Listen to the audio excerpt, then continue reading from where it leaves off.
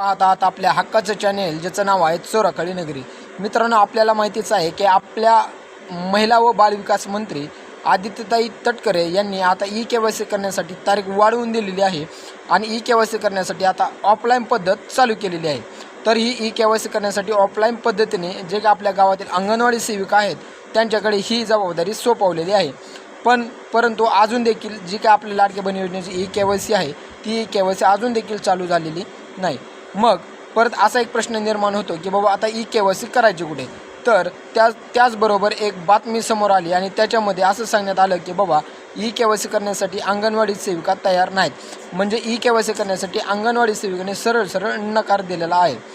अंगणवाडी सेविकाचं असं म्हणणं आहे की बाबा आम्ही आमचे कामं सोडून इतर कोणतीही कामं आम्ही करणार नाही।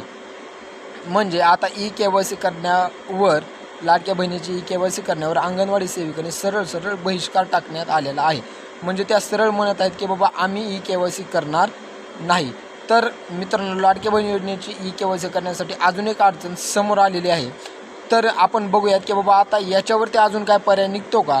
म्हणजे लाडक्या बहीण योजनेची राहिलेल्या लोकांची ई-केवायसी कशी करायची याचा देखील अडचण आता समोर आलेली आहे। आणि त्याचबरोबर याच्यावर अजून काय वेगळा पर्याय निघतो का याची देखील आता आपल्याला वाट बघायची आहे।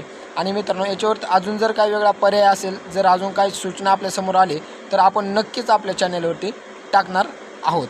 तर मित्रांनो, तुमच्या गावामध्ये लाडक्या बहीण योजनेची ई-केवायसी ऑफलाईन पद्धतीने म्हणजे अंगणवाडी सेविका करत आहेत का?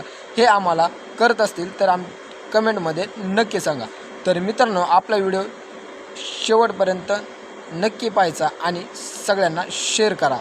त्याचबरोबर आपल्या चॅनलला लाईक, शेअर आणि सबस्क्राईब करायला विसरू नका। चला तर मित्रांनो, परत भेटूया एका नवीन व्हिडिओमध्ये। तोपर्यंत धन्यवाद।